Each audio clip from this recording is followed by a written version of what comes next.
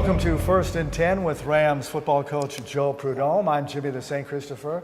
Rams celebrated a 21-20 homecoming win over the Lions Scott Saturday at Farrington, and we're just bubbling as they were down at the half 10-7, but then up 14-10, then down 20-14, and then ice them to Ricks with a big touchdown pass of 18 yards under 7 to play, and the Rams hung on to win it 21-20 for their second win of the season.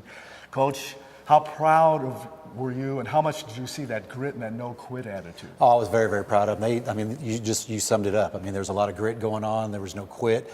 They believed. They executed. The whole thing we've been talking about for 2 to 3 weeks now is finish the game, because we've been in position in fourth quarters. We just haven't finished.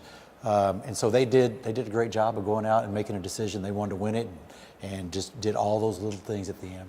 And Donovan Isom, he hasn't been healthy up till this weekend, but boy, he was taking some shots, but a couple throws, underthrown, a couple questionable decisions, but he showed his grit and his leadership there in that final drive. With those huge. big third down passes. Oh, we had to have it. Yeah, I mean, he bore down and made some plays when we needed to. We burned 5:45 off the clock at the end.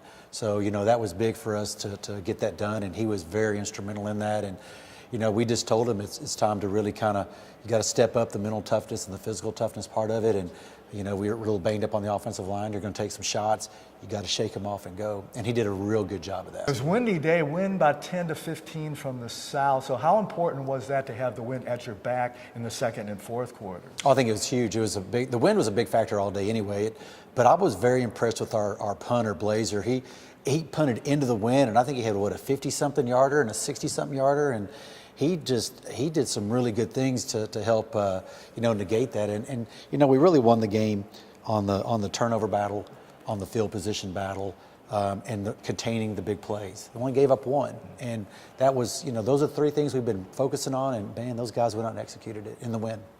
Did it turn into more of a passing game for you guys? Because they had a tough defensive line. I mean, that Skarmus with the sacks, and they were good along that front seven, basically. Right. So once you saw that when the ground game was kind of sluggish, did you change game plans, or was the game plan to just, beat them through the air? The game plan was take whatever we could get from them. We're always going to test to see what the run game's going to do, but we always have plenty of pass game options to go to, and the kids went out and executed, and I thought Kyle called a real good game. And Lamont Monroe has been spectacular for the last 3 or 4 weeks, but they kind of contained him. But how about Brandon Rolfe stepping up? Well, he's been nothing against Lamont Monroe, because he's obviously the number one season. But boy, Rolfe has really stepped up the last couple. Yeah, and Rolfe was a kid we didn't even bring to the little mini camp in July. He came on the scene, burst on the scene, and he's been making plays. That was a really difficult touchdown catch, and there was a very difficult catch. He made 3 really tough catches, and he's so fast. And he has great concentration. So, those receivers kind of pick up the slack for each other. And, that was Collier Ricks first came back, and what a way to come back, And so, they picked up the slack. But Lamont's going to draw a lot of attention. He should. If you don't stop Lamont, you got some problems. We're with Coach Joe Prud'homme on First and 10.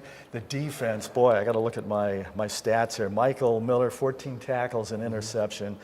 Byron Tate, 3 sacks, 2.5 TFLs. Dylan Petway, 3.5 TFLs, a forced fumble, and then Carroll's pick. So you got to be proud of their effort too. I mean, especially with giving up, multiple points, more than 40 or 50 for the last 4 weeks. And well, this was obviously their best game of the year defensively. There's no question about that. I thought that they did a great job of executing the game plan. We did give up some runs we didn't want to. We didn't fit particularly well on the run game, but you're playing freshmen. A lot of freshmen are playing, and but Coach Duckworth has done a great job. And his comment to them was, "I'm not quitting. I'm not giving up. I'm going to work." I have his thing that he says to them is, "I want to be the very best defensive coordinator in the world, in the country." That's what my mindset is, and you have to have the mindset that you want to be a part of that defense. You want to be great, and don't be afraid to be great. And a lot of them were kind of, being young, there was a fear of messing up, a fear of, and once you paralyze yourself with that, it makes it tough. And they had a real good week of practice. He did a great job of getting them to say, "Hey, look, I don't care if you make mistakes, just don't make the same ones, and make them flying. And if you're flying, everything's good." And they did that Saturday. I mean, they went out and executed and did exactly what he asked them to do. After the game, assistants and players were mobbing offensive coordinator Kyle Cox. But I asked you before we went on the air today that did they try to do that with Paul Duckworth? Not very. They don't mess with Duck too much. I mean, Duck's not real big on people, bugging him or jumping on him or whatever. And his attitude is always, well, there's the next one. We got more business. We'll do that if we're holding up the big gold ball. Then you can mob me. So that's kind of that's Paul's mindset. And he mentioned Greg Blazer with his punting, and that and the defense helped flip the field position. Yes. So. Yep. Got to be really happy to see that improvement. Oh, that was huge. The improvement in the field position battle, the turnover battle, and the big play battle. We won all three, and that's what Lions been doing to everybody else. They've been causing those turnovers. They've been getting the great field position and everything, and we were able to do that to them. And so that's why I felt like the big three keys to success were those three. And then 111 on third down conversions for them. Boy, you almost shut them out on third down. Yeah, and that's, Paul does a great job. They do all kinds of, situational work in practice, and they always want to win first down, and then they go to the third down and how to manage it and what's going to happen. And boy, the kids executed. Chance Carroll's interception was awesome. When your players are, not your players, but your coaches from upstairs are calling the plays out before they happen and your percentages and everything, it just gives the kids a lot of confidence that they know what's going to happen and they're prepared.